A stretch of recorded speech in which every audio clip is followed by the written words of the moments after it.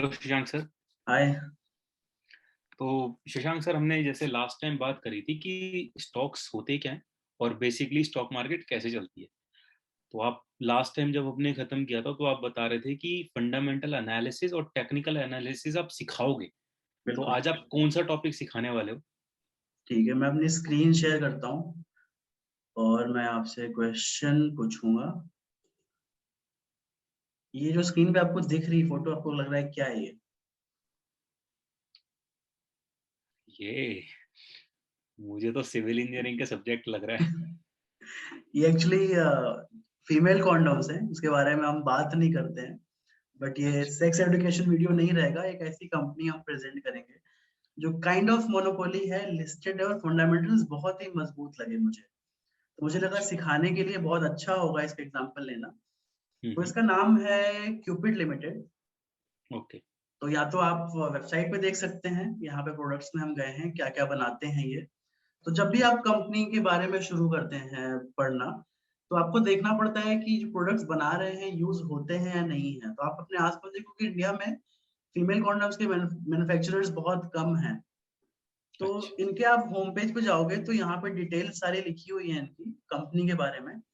हम्म। और होता क्या है, हम थोड़ा नीचे स्क्रॉल डाउन करेंगे तो यहाँ पर दिख जाएंगे इनके क्लाइंट्स कौन कौन से। जैसे इंडिया में अभी बिजनेस का सेटअप थोड़ा चेंज हो रहा है।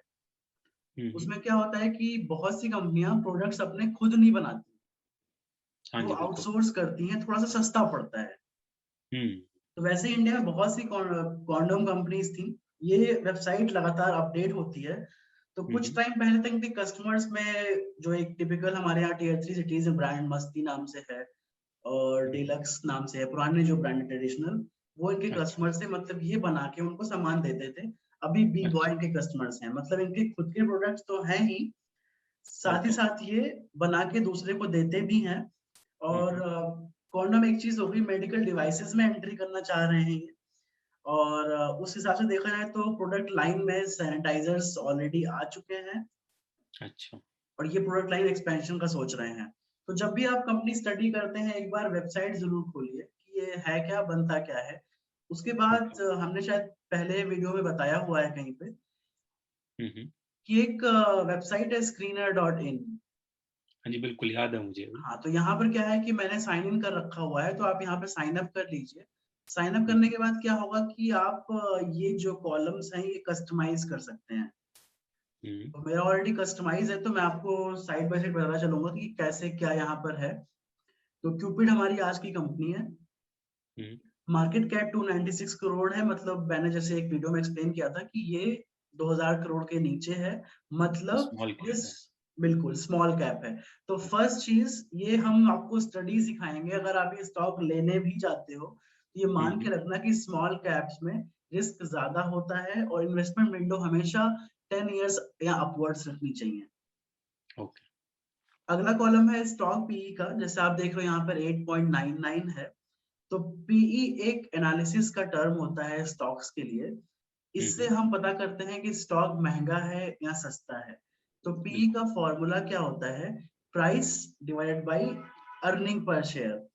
तो हर हम्म। कंपनी, किसी कंपनी का शेयर अगर 10 रुपए का है और साल भर में 10 रुपए पे आपको वो 3 रुपए कमा के दे रही है, तो वो उस कंपनी का अर्निंग पर शेयर हो गया। अच्छा। ओके। और प्राइस हो गया कि आपका अभी करंट मार्केट प्राइस क्या है, इसको हम सीएमपी भी बोलते हैं। जो करंट प्राइस यहाँ पर 222 दिखा रहा है। हाँ जी, बिल्कुल। तो आप सीधा 222 को इसके ईपीएस से डिवाइड कर दो। तो हम ट्राई करते हम्म। हैं 222 को, इसका ईपीएस है 24.7, 24.7 से डिवाइड करते हैं, 8.9 आ गया। यही नंबर आपको यहाँ पर पीई पे भी दिख रही है, 8.9। हाँ, बिल्कुल। तो बेसिकली आप रेशियोज को समझो, हर रेशियो को निकालने का तरीका होता है, आप खुद कैपेबल बनो कि पीई कैसे निकाल सकते हैं। पीई अगर सामने नहीं दिख रहा है तो आपको पता होना चाहिए कैसे निकालते हैं।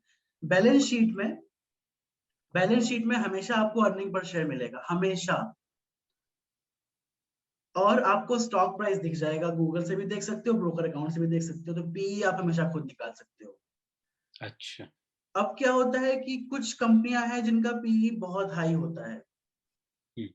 तो मार्केट हमेशा फॉरवर्ड लुकिंग होता है। मतलब क्या होता है कि अगर आप कोई कंपनी का स्टॉक आज खरीद रहे हो, तो आप ये मान हम्म। रहे हो कि ये 5, 10, 20 साल में ग्रो करेगा वहां तक। हाँ जी। तो अगर आप फॉर्मूले पे ध्यान दोगे पीई का, हम्म। Share price divide by earning per share है, तो न्यूमरेटर है, डिनोमिनेटर है। हम्म। पीई जो आपका है वो कम कब कब हो सकता है, या तो आपका स्टॉक प्राइस गिर जाए, फिर हाँ वैल्यू कम हो बिल्कुल। जाएगी, या ठीक है। तो आपका अर्निंग पर शेयर बढ़ जाए। हाँ। तो कोई कंपनी अगर आप देख रहे हो उसका पीई मान लीजिए बहुत हाई है, लाइव एग्जांपल लेते हैं, चलिए स्क्रीनर ही अलग पेज में खोलते हैं, यहाँ पर आपको मैं एशियन पेंट्स दिखाता हूँ, मार्केट लीडर है पेंट की कंपनी में, हाँ जी राइट। बिल्कुल। और यहाँ पर इसका पीई 87 है, जो हाई है। हाँ 10 टाइम्स हो गया एक्चुअली क्यूपिड से बिल्कुल, तो। बिल्कुल। बट हम्म। यहाँ पर क्या है कि सिंस ये मार्केट लीडर है और बहुत हम्म। बड़ी कंपनी है, सब कोई जानता है इसके बारे में, तो यहाँ पर ये बात पूछनी चाहिए खुद से कि क्या ये कंपनी ये पीई डिजर्व करती है, क्या ये कमिंग फ्यूचर में यहाँ तक पहुंच पाएगी कि इतना महंगा हम इसको पे करके स्टॉक खरीदें। अगर जवाब है हाँ, तो बेशक हाई पीई भी हो ओके है। हमेशा हाई पीई देख के आप स्टॉक को दरकिनार नहीं कर सकते हैं। अच्छा। तो जैसे ये लेकिन क्यूपिड है, जैसा हमने मेंशन किया, तो बेशक आपको इसका नाम नहीं पता होगा 90% लोगों को। तो हम्म। ऐसे स्टॉक्स के केस में पी थोड़ा क्रूशियल ज्यादा हो जाता है, अच्छा। क्योंकि उतने ओपनली प्रोडक्ट्स नहीं दिखते हैं। हम्म। तो दो चीजें हो गई, एक तो स्टॉक पी हो गया, एक इंडस्ट्री पी हो गया। तो बिकॉज ये कॉन्डम की कंपनी है, इंडिया में कॉन्डम के लिस्टेड प्लेयर्स उतने नहीं हैं, तो हम्म। स्क्रीनर ने इसको मिसलेनियस कैटेगरी में डाला है। अच्छा। तो उनके कंपैरिजन में इसका पी बहुत कम है। बट ये, इसके लिए आपको बेहतर एग्जांपल एशियन पेंट्स लगेगा। यहाँ पर स्टॉक पी 87.9 है, इंडस्ट्री पी 84.4 है। अगर ये जानना है कि इंडस्ट्री में है क्या क्या, ऊपर ये पीयर्स कॉलम दिखेगा, दोस्त इसके साथ और कौन ये काम कर रहा है। हम्म। बर्जर पेंट्स है, कंसाई नेरोलेक है, तो इस इंडस्ट्री का पी, अच्छा। तो इंडस्ट्री बिल्कुल। पी से कंपैरिजन ऐसी कंपनीज में ज्यादा साथ देगा आपका, अच्छा। कि 84.4 बाकी सारी पेंट कंपनियों का है, और इसका हम्म। 87.9 थोड़ा सा ज्यादा है, यूजुअली सेक्टर का ही पी हाई है। Okay. Back to our company, यहाँ पर इंडस्ट्री पी उतना रेलेवेंट नहीं है जैसा मैंने एक्सप्लेन किया, बिकॉज कॉन्डम्स के प्लेयर ही नहीं है, तो इसने मिसलेनियस में डाला है। तो ये ओके। आप इस स्टॉक में इग्नोर कर सकते हैं। Debt hmm. To equity ratio क्या होता है, सबसे सिंपल शब्दों में बताऊं अगर मैं आपको, मान लीजिए आपके पास उधार है 100 रुपए का, हाँ जी। और आपके पास कैश पड़ा हुआ है 200 रुपए। ओके। तो डेट टू इक्विटी, आपके पास उधार कितना है, 100 का 100 का है, आपके और पास कैश पड़ा है 200। 200 का, तो 0.5 का रेशो हो बिल्कुल, गया मेरा। बिल्कुल। अच्छा। तो डेट टू इक्विटी का, तब अगर आप लॉजिकली सोचिए, तो किसी कंपनी के पास अगर उधारी है 500 रुपए की, हाँ हाँ। लेकिन उसके पास कैश है 5000 रुपए, तो कंपनी सेफ हुई एक्चुअली। सेफ हुई वो अपनी उधारी। बेसिकली डेट टू इक्विटी से पता चलता है कि अगर उधार में है, इट्स ओके। हम्म। बिजनेस में उधार लेना पड़ता है एक्सपेंशन के लिए, हम्म। पैसे तुरंत नहीं आते। तो अगर आपके पास इनफ कैश रिजर्व है, वो हम आपको आगे बताएंगे कहाँ चेक करना होता है, तो ये रेशियो भी आप खुद से निकाल सकते हैं, बेसिकली ये मैं बताना चाहूंगा यहाँ पर। ओके। तो ये डेट टू इक्विटी, अगर आपको रूल ऑफ थंब बोलूं, सिंस आप बिगिनर हो, एक से कम तो बहुत ही अच्छा होता है। हाँ। जैसे अभी मैंने आपसे क्वेश्चन पूछा कि 100 रुपए आपके पास है, 200 रुपए, 100 रुपए आपके पास उधार है, 200 रुपए आपके पास कैश है, रेशियो 0.5 आया आपका, हाँ जी। तो तो सेफ है। एक एक्सेप्टेबल। एक के नीचे मानते हैं कि बहुत ही सेफ है कंपनी, अगर कोई दिक्कत आती भी है तो अपना उधार पे कर सकती है। हाँ जी। अब अगर तो मान ये लीजिए, कंपनी सेफ हो गई मेरी उस हाँ, पैरामीटर पे, ये कंपनी मेरी सेफ है हाँ, एक्चुअली। अगर मैं आपसे पूछूं कि, या मैं आपको कंडीशन दूं कि आपके पास मान लीजिए उधार है 1000 रुपए का, हम्म। और आपके पास कैश हाथ में रखा है 10 रुपए। अच्छा, तो मेरा 100 का डेट टू इक्विटी का रेशो हो गया है, बिल्कुल, जो कि बहुत डेंजरस है, क्योंकि बहुत डेंजर, मैं किसी तरीके से भी शायद अगर दिक्कत में आ जाऊंगा तो उतार नहीं पाऊंगा। बिल्कुल। तो कुछ कंपनियां सर्च करते हैं इसका डेट टू इक्विटी रेशियो खराब हो। अब देखिए डेट टू इक्विटी क्यूपिड का हो गया 0.11, तो इसको हम अच्छा कह सकते हैं। अब बिल्कुल। हम कोशिश करते हैं कुछ खराब डेट टू इक्विटी खोजने का। तो जैसे कंपनी काफी पॉपुलर है आजकल, अदानी ग्रीन, जो 38 रुपए से लेके अब 1000 रुपए के पार जा चुकी है। डेट टू इक्विटी 9.16 है। मतलब इनके अच्छा, पास बेसिकली कैश जितना है उससे शायद ही सारी डेट पे ना कर पाए। क्योंकि 10 गुना, ऑलमोस्ट 9 to 10 times ज्यादा उधार ले रखा है ज्यादा उधार जितना ले रखा कैश है, इनके पास असली में है। असली में है बिल्कुल। ओके। तो ये जानना बहुत जरूरी है। यहाँ पर अगेन मेंशन करूंगा, किसी कंपनी को अच्छा खराब नहीं बोल रहे, बट ये मुझे पिक करना हो डेट टू इक्विटी रेशियो में, तो क्यूपिड इनसे बेहतर लग रही है मुझे। अच्छा। दूसरा हो गया प्लेज्ड परसेंटेज। जैसे जो कंपनी के प्रमोटर्स होते हैं, प्रमोटर्स मतलब कंपनी के मेन मालिक, हम्म। उनके पास जितने भी शेयर हैं, अगर मेरे पास, मैं किसी कंपनी का मालिक हूँ, मेरे पास हम्म। 10 शेयर हैं, मुझे पैसे की जरूरत है, तो या तो आप लोन ले सकते हो लोगों से, जैसा हमने बॉन्ड में एक्सप्लेन किया था, या तो हम्म। आप शेयर रिलीज कर सकते हो और मार्केट में हाँ, लोग शेयर्स पब्लिक से खरीदेंगे, पैसा लेने के लिए। ओके। या तो आपको जब लोन लेना हो तो आप अपने शेयर गिरवी रख सकते हो, उसी को प्लेजिंग कहते हैं। अच्छा। तो गिरवी में क्या होता है, मान लीजिए मेरे पास मेरी कंपनी है, उसका एक शेयर की कीमत 10 रुपए है, अच्छा। और मेरे पास 10 शेयर है अपनी कंपनी के खुद के। हम्म। मैंने 10 के 10 अगर गिरवी रख दिए तो टोटल कीमत हो गई 10 इंटू 10, 100 रुपए। हाँ, तो तो मेरा 100 रुपए, 100% पे प्लेज हो गया।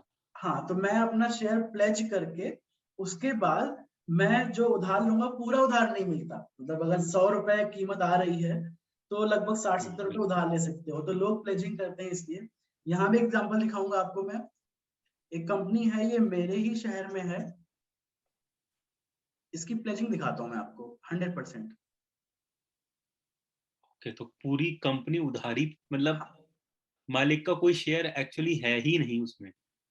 है उधारी पे, मतलब गिरवी रखा हुआ है, सब गिरवी है। ओके। और ये क्यूपिड से बड़ी है। हाँ, इसकी भी देखने में। एनालिसिस करेंगे, बस इसका भी मैं केस आपको समझाऊंगा, बिकॉज मैंने बात की है इनके मालिक से। तो प्लेजिंग हमेशा खराब नहीं है, पहली चीज। ओके। अगर प्लेजिंग आपको दिख रही है तो प्लेजिंग हम्म। से प्रमोटर पैसा उठा रहा है। क्या वो हाँ जी। पैसा कंपनी को ग्रो करने में मदद कर रहा है? जो भी चीजें आप देखते हैं कंपनी में, कि कितना हम्म। सामान बिक रहा है, कितना प्रॉफिट हो रहा है, अगर हम्म। प्लेजिंग हुई है उसके साथ साथ प्रॉफिट भी बढ़ा है, तो आप मान सकते हो कि प्लेजिंग का पैसा सही जगह लगा है। प्लेजिंग भी हो रही है, बेनिफिट्स भी नहीं बढ़ रहे हैं, तो पैसा जा कहाँ रहा है? एक रेड फ्लैग हो गया। ओके। तो यहाँ पर हो गया करंट प्राइस 222, हाँ जी। Book value 87। बुक वैल्यू का सीधा एग्जांपल होता है कि अगर ये कंपनी आज भाग जाए, बंद हो हम्म। जाए, दिवालिया हो जाए, तो हम्म। सारे लोन सब कुछ चुकाने के बाद इनके एक शेयर की कीमत बचेगी 87.3। अच्छा। करंट प्राइस 222 है, 87.3 बुक वैल्यू है इसकी। तो यहाँ पर आपको दिखेगा प्राइस टू बुक वैल्यू, मतलब करंट प्राइस जो 222 है, इसको हम्म। डिवाइड कर दीजिए बुक वैल्यू से। तो हम यस। करेंगे 222 को डिवाइड 87.3 से, देखिए आ गया 2.5। हम्म। तो मैं ये सुनाना चाहता हूँ कि एनालिसिस बहुत ही इजी है, समझना जरूरी है कॉन्सेप्ट्स। हाँ, बिल्कुल। तो प्राइस टू बुक वैल्यू 2.5 है। अब यहाँ पर अच्छा क्या होता है, बुरा क्या होता है? अगर 1% ये प्राइस टू बुक वैल्यू 1 है, 2 है, 1 से कम है, तो आपको सोना मिल गया है बेसिकली, आप मानिए। हाँ जी, बिल्कुल। जैसे अगेन आते हैं एक कंपनी पर, चेक करते हैं कि प्राइस टू बुक वैल्यू क्या है इसमें। Price to book value 0.52, 0.5। इसकी भी स्टडी करेंगे आगे, ये भी काफी अच्छी कंपनी है। तो हाँ जी। हमारे क्यूपिड का थोड़ा सा हाई है, बट 2-3 तक चलता है, इट्स ओके, ठीक है। अगर बिजनेस अच्छा है तो। और हम्म। दूसरा मैं काफी चीजें जो देखता हूँ वो होता है कि रिटर्न क्या मिल रहा है। तो हम्म। अगर आप आज के टाइम में पैसा ग्रो करना चाहते हो तो रास्ते होते हैं एफडी के, सेफ, बिल्कुल सेफ। बिल्कुल। पोस्ट ऑफिस में आप इन्वेस्टमेंट्स कर सकते हो, मल्टीपल स्कीमें होती हैं। जब आप हम्म। इक्विटी में आते हो तो आप एक सर्टेन रिस्क ले रहे हो अपने पैसे पर। तो जब रिस्क ज्यादा है तो उस रिस्क के एवज में आपको रिवॉर्ड भी ज्यादा मिलना चाहिए। ओके। तो अगर रिटर्न, अगर आरओई जो रिटर्न ऑन इक्विटी है, ये मान लीजिए 5% है, तो इतना तो मुझे एफडी पे मिल रहा है, मैं स्टॉक क्यों लूं? बिल्कुल। तो रिटर्न टू इक्विटी की बात करते हैं, तो यहाँ पर कई दिखेंगे वर्ड्स आपको, मैं एक-एक करके समझाऊँगा। पहला है रिटर्न ऑन कैपिटल एम्प्लॉयड। अगर मैंने अपने धंधे में ₹100 लगाए, हम्म। तो मुझे 49.8 इतने पैसे वापस मिलेंगे साल भर में। ये हो गया ROCE, return on capital employed. ये आपका शेयर होल्डर का पैसा हो सकता है, लोन हो सकता है, प्लेजिंग का पैसा हो सकता है, सारा पैसा मिला के ये रिटर्न अच्छा। आता है। ओके। तो रिटर्न ऑन कैपिटल एम्प्लॉयड 1 साल का पिछले 49.8% है और 10 ईयर का 41.0 है। तो काफी 10, हाई लग रहा है मुझे। हाँ, 10 साल तक 10 हाँ। साल तक 41% रिटर्न कमाना लगातार एवरेज। देखिए, 1 साल फ्लूक हो सकता है, 2 साल फ्लूक हो सकता है, लगातार 10 साल तक 41% है, तो there is something good about this company, कुछ तो खास है इसमें। 40% तो काफी, मतलब बिल्कुल। मैं बिल्कुल मानता हूँ कि कंपनी छोटी या ग्रो करने के चांस ज्यादा होते हैं, हाँ, लेकिन फिर भी 41% अगर ग्रोथ पर ईयर दे रही है 10 साल हाँ, के एवरेज में, तो काफी अच्छी ग्रोथ दे रही है। बिल्कुल। और फिर इसके बाद क्या होता है, रिटर्न ऑन इक्विटी में देखता हूँ। जैसे रिटर्न ऑन कैपिटल एम्प्लॉयड है जो सारा पैसा लगाया। रिटर्न ऑन हाँ जी। इक्विटी, इक्विटी का मतलब है कितने शेयर्स मार्केट में है। ओके। तो वो शेयर्स की जो सारी कीमत है, तो शेयर्स कंपनी जब देती है मार्केट में, उसका मतलब क्या होता है, कंपनी मार्केट से पैसा ले रही है शेयर होल्डर से। यस। तो अगर आप मेरे शेयर होल्डर हो, आपने मेरी कंपनी का ₹100 का एक शेयर खरीदा अगर, हम्म। तो आपको मैं उसमें ₹44.20 रिटर्न बना के दूंगा। अच्छा। ROE वो हो गया, रिटर्न ऑन इक्विटी, केवल इक्विटी का। ठीक है। तो मैं अब आपको ईपीएस समझा चुका हूँ, अर्निंग पर शेयर। अगर ₹100, अगर ₹222 का शेयर इनका है, इनका एग्जांपल हाँ ही जी। लेते हैं, एक साल में ₹24.70 ही आपको बना के देंगे अर्निंग इस शेयर पे। हाँ, वो जो मेरा पी हो गया, हाँ, जो इससे मेरा शेयर पी प्राइस भी बढ़ गया। बढ़ेगा वो बढ़ेगा, जो डिविडेंड मिलेगा वो मिलेगा, बाकी benefits left aside, earning per share ₹24 अभी करेंट दाम पे इसको मिलेगा। ओके। फिर इसका हाई लो हो गया, यूजुअली 52 वीक का होता है। 52 वीक अच्छा। हाई लो उसका क्या रहा है, 151 से 297। तो डिविडेंड यील्ड 2% डिविडेंड देते हैं, वो भी काफी अच्छा है। अब डिविडेंड यील्ड कम होना ज्यादा होना, ये भी बहुत एब्सोल्यूट रेशियो नहीं है। होता क्या है कि जैसे एप्पल है कंपनी, ये डिविडेंड नहीं देती है। इसका मतलब क्या है कि वो डिविडेंड अगर नहीं दे रही है, मतलब वो पैसा वापस अपने बिजनेस में लगा रही है। यस, बिल्कुल। अगर मालिक को लग रहा है कि ये पैसा हमारे पास सरप्लस हो गया है, अब जरूरत नहीं है, तो वो डिविडेंड दे सकते हैं। अच्छा अच्छा तो अच्छा, आप इस दो माइंडसेट अलग से बिजनेस सोचिए। मॉडल है। हाँ, एक्चुअली बिजनेस मॉडल आपका कौन सा बिजनेस मॉडल फॉलो कर रहे हो, बिल्कुल, कि डिविडेंड बेस्ड बिजनेस मॉडल है या री इन्वेस्टमेंट बेस्ड बिल्कुल। बिजनेस मॉडल है, अब वो डिपेंड करता है। वो और आपकी जरूरतें क्या हैं। जैसे मान लीजिए कि अ, आपको डिविडेंड मिला ₹100 यस। और आप बाहर चाट पकौड़े खाए, हम्म। रिटर्न कुछ नहीं हुआ उस पे। बट अगर मैं कंपनी हूँ, मैं ₹100 डिविडेंड आपको दिया, आप कुछ खा पी के आ गए, पैसे खत्म हो गए। यस। या फिर अगर आपने मेरी कंपनी का शेयर लिया है, आपको ट्रस्ट मेरी कंपनी पर है, लग रहा है कि ग्रो होगी, और मैं वो ₹100 आपको ना दे के अपने पास रख लूं, और इस तरह से ही 40%, जैसे यहाँ पे इनका है 40% के ऊपर, उतना रिटर्न आपको एक साल बाद और दे दूं, तो आपका जो 100 डिविडेंड का पैसा था उस पे भी मैंने आपकी इनकम बना दी। हाँ बिल्कुल। तो क्या आपको पैसा मार्केट में इन्वॉल्व रखना है और प्रोमोटर्स पे भरोसा रखना है कि वो ग्रो करते रहेंगे, पहला ऑप्शन, या फिर आपको डिविडेंड लेना है, खुद से उसको कहीं और लगाना है बेहतर रिटर्न के लिए, अच्छा। या फिर आपको पैसा चाहिए अपने खर्चे के लिए। तो कंपनी चूज करते टाइम आपको क्या चाहिए इंपॉर्टेंट है, कि आपको डिविडेंड चाहिए, पैसा हाथ में आ जाए, आप अपने तरह से इस्तेमाल कर सकें, या फिर वो हम्म। प्रमोटर के पास ही रहे और वो यूज करते रहें। और अगला हो गया फेस वैल्यू। फेस वैल्यू बड़ा ही इंटरेस्टिंग कॉन्सेप्ट है, इंडिया में अभी चल रहा है, यूएस वगैरह में खत्म हो चुका है। फेस वैल्यू क्या होता है कि जब कंपनी स्टार्ट करते हैं, मैंने कंपनी स्टार्ट की मान लीजिए, और अभी लिस्ट नहीं की है मार्केट पे, मैंने खुद से स्टार्ट की है, और मैंने आपको एक हिस्सेदारी गिफ्ट की अपनी कंपनी में। अच्छा। तो मैं आपको एक पेपर दूंगा, वो एक पेपर दिखाएगा कि ये शेयर, एक शेयर अभिषेक जी के पास मेरी कंपनी का है। हम्म। और हम डिस्कस करेंगे इस पास आपस में कि इस एक की कीमत 10 रुपए है। अच्छा। तो होगा क्या कि जो ये फेस पेपर के फेस पे जो दिख रहा है दाम शेयर का, वो होता है फेस वैल्यू। पर इस बात का मतलब क्या हुआ, मैं समझा नहीं। मतलब कुछ भी नहीं है, बट इंडियन अकाउंटेंसी स्टैंडर्ड्स में जो पुराने रूल्स लिखे हैं अच्छा। उसमें अभी भी जो कैलकुलेशंस दिए हैं वो फेस वैल्यू के रेस्पेक्ट में दिए हैं। तो तुरंत से हटा देना फीजिबल नहीं है हमारी इकोनॉमी के लिए। ओके। तो जो डिविडेंड आता है वो मेरा फेस वैल्यू पे आता है फेस या मेरा वैल्यू पे करंट अगर कोई, फेस वैल्यू पे? हाँ 10 रुपए अगर इसका फेस वैल्यू है और क्यूपिड आज को बोले कि 100% डिविडेंड दे रहे हैं हम, तो तो वो मतलब दस वो रुपए आपको दे रहे एक शेयर पे कितना मिलेगा? 10 रुपए। 10 रुपए में। बिल्कुल। 222 नहीं मिलेगा। हाँ 222 नहीं।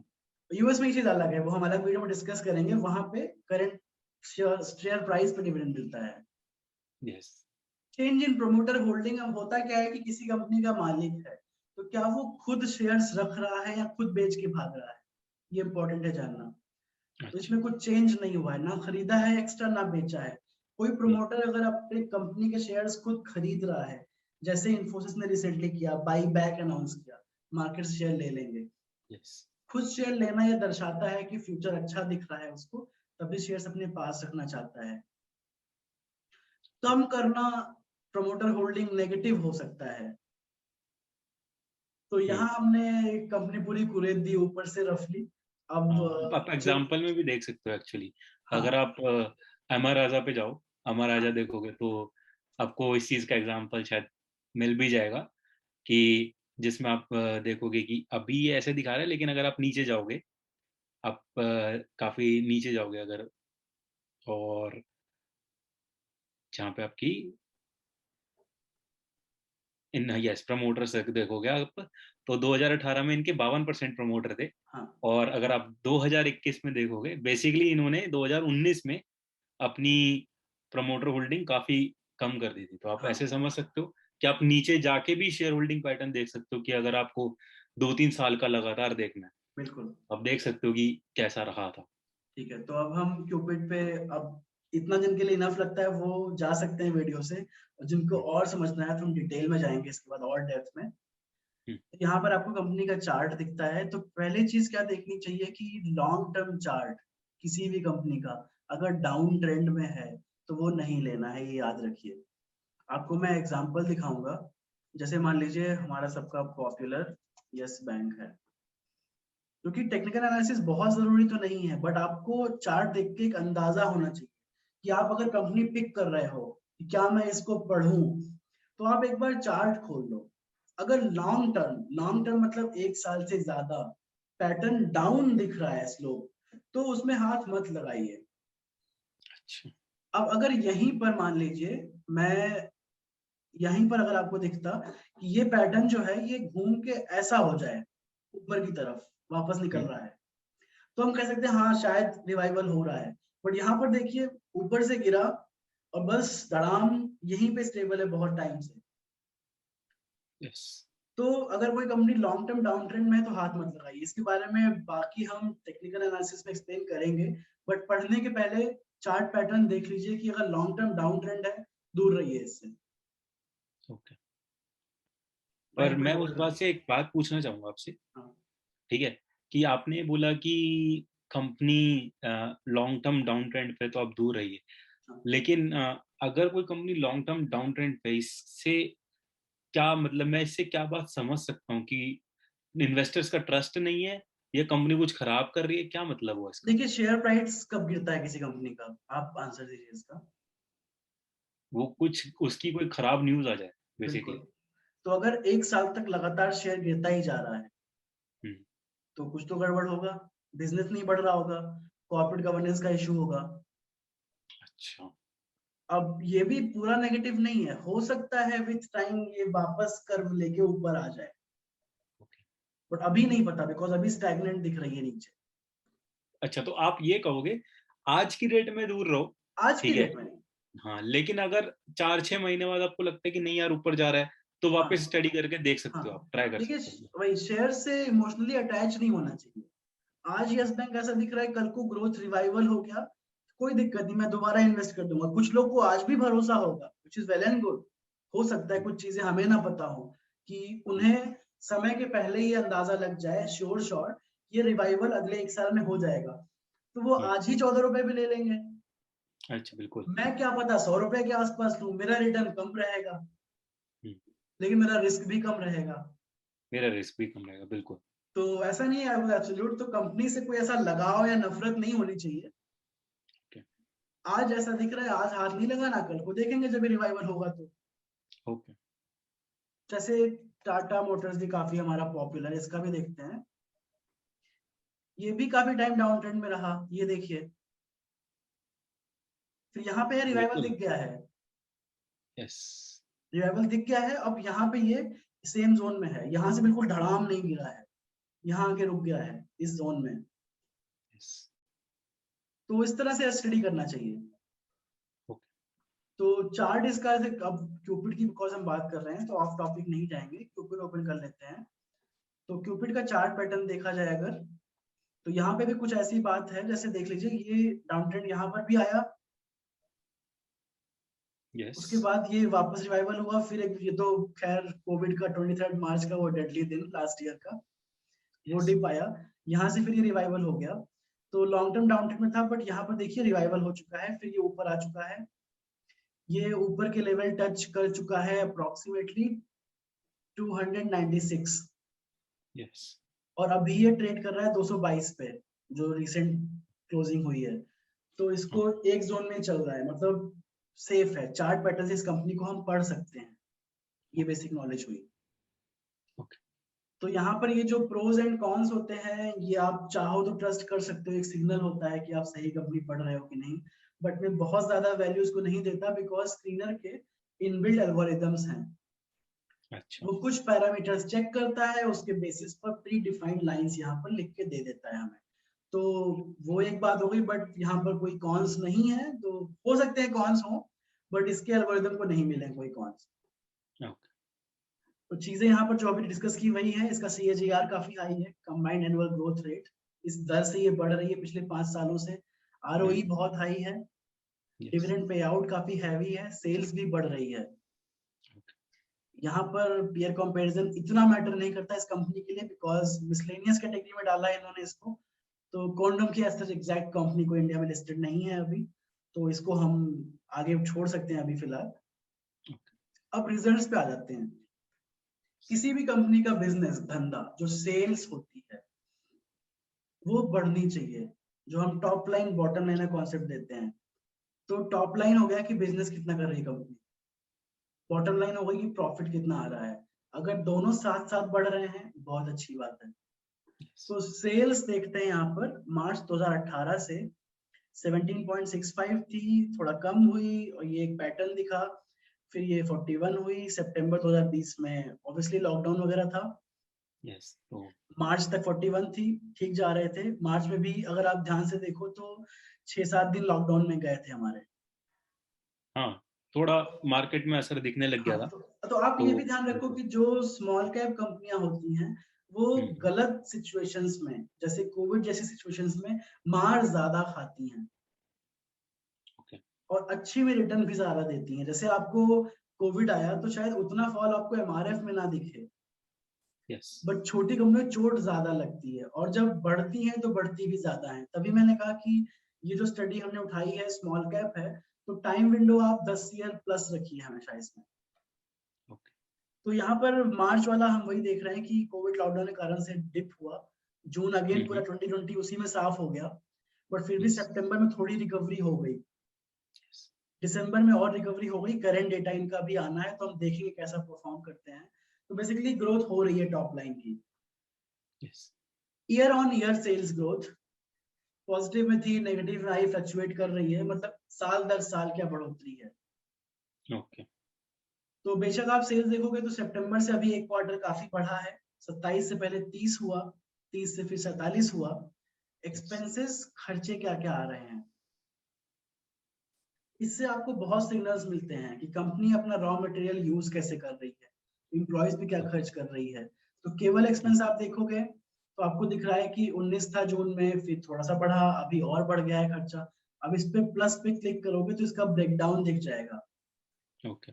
तो यहाँ आपको दिखेगा कि मटेरियल कॉस्ट जून में 30.53 थी, इतना मटेरियल यूज किया इन्होंने खरीद के सामान बनाने में। हो सकता है क्योंकि मार्केट बंद भी थी ना, बिल्कुल तो उसका बहुत बड़ा इम्पैक्ट है कि मटेरियल कॉस्ट बहुत हाई दिखने लगी है। बिल्कुल। अब ओके, सितंबर में थोड़ा कम हुआ, दिसंबर में फिर ज्यादा हो गया है। मार्केट खुल गई थी, अब हाँ, वो वजह अभी हो गई है। ओके। और फिर एम्प्लॉय कॉस्ट देखोगे तो मार्च तक 5 के आसपास थी, फिर ये जून में बढ़ी, क्या पता इन्होंने कुछ बेनिफिट्स दिए हो एम्प्लॉय को। ओके। सितंबर में थोड़ा सा कम हुई, 8.73 से 8.20 आई, दिसंबर में बढ़ी। ये एक तरह से सिग्नल देता है कि मैनेजमेंट कैसा है, एम्प्लॉयज पे क्या खर्चा कर रहा है। कई बार लोग बोनसेस देते हैं। यस। और अब हो गया ऑपरेटिंग प्रॉफिट, जैसे ऊपर हो गया हमारा सेल्स, कितना बिक रहा है, प्रॉफिट क्या हो रहा है। खाली बेचना इंपॉर्टेंट नहीं है धंधे में, यस, क्योंकि आपकी बिल्कुल। कुछ खपत भी लगी होगी। आपने 100 रुपए लगाए धंधे में, आपने 100 रुपए का ही सामान बेचा, तो आपका प्रॉफिट तो कुछ हुआ ही नहीं। बिल्कुल।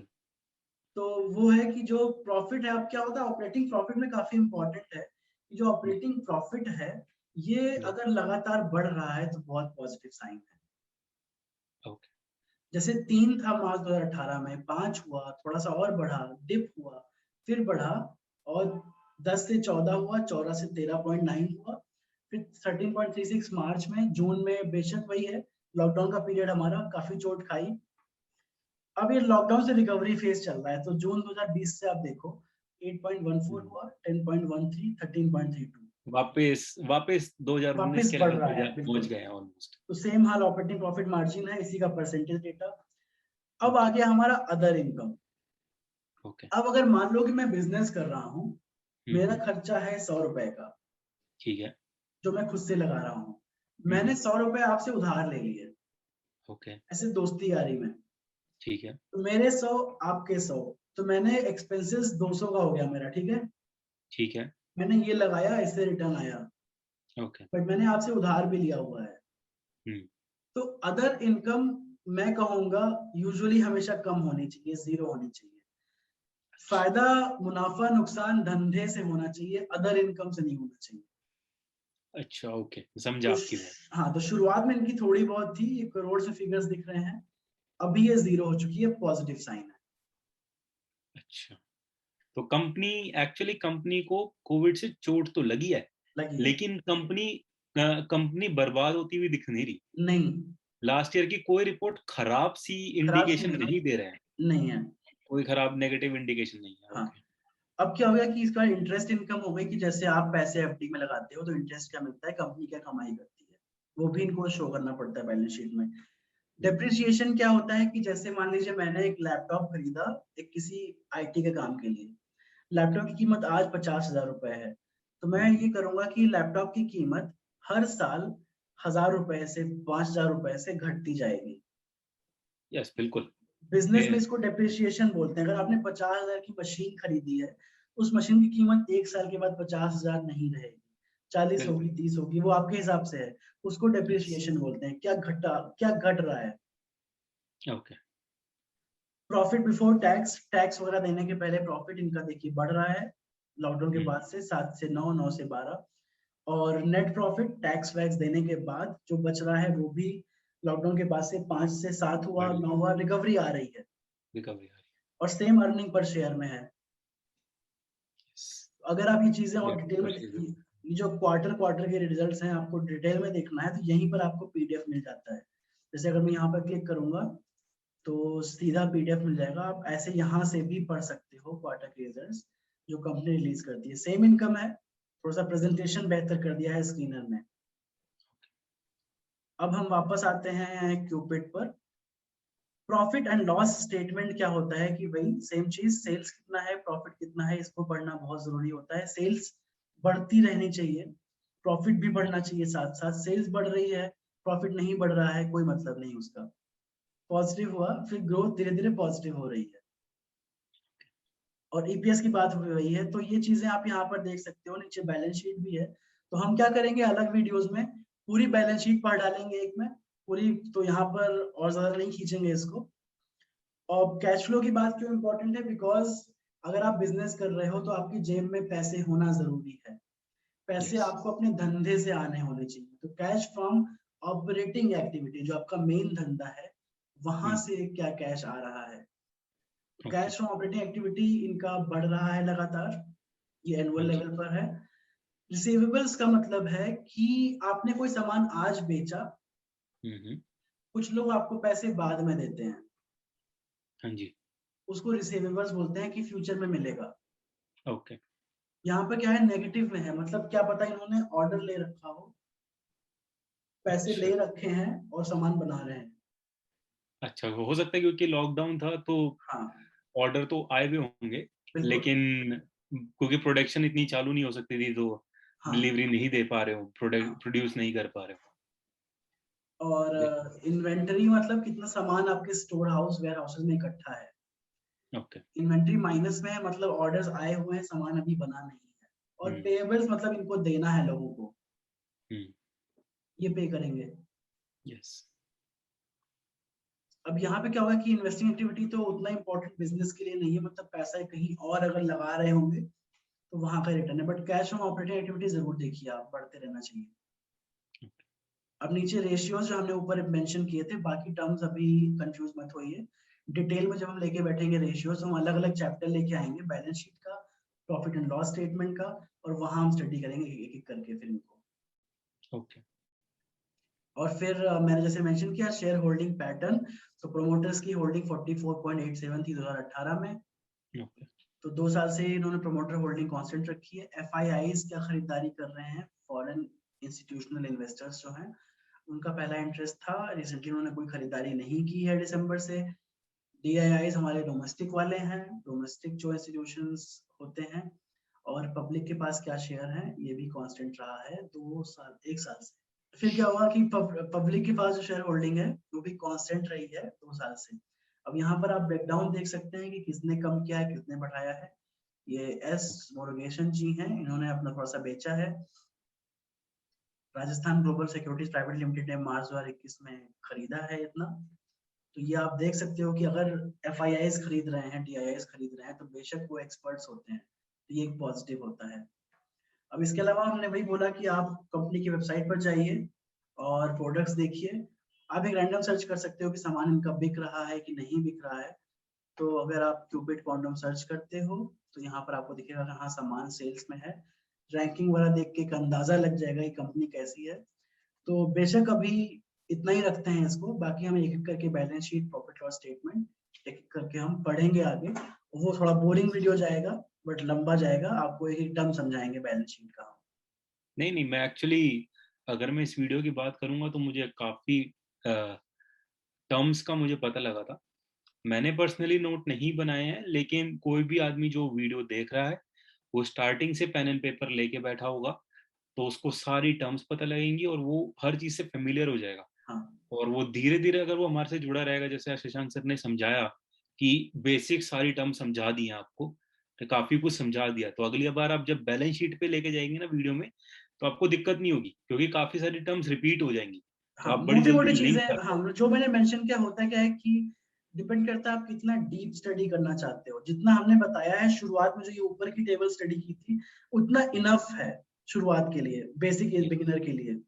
उसके हम्म। बाद जो हमारा वीडियो का सेकेंड पार्ट था आज, थोड़ा सा बोरिंग था और डिटेल में था, उसको हम और डेप्थ में ले जाएंगे। जितना डेप्थ में जाएंगे उतना बोरिंग होता जाएगा, बट उतना ही बारीकी से आप पढ़ सकते हो कंपनी को।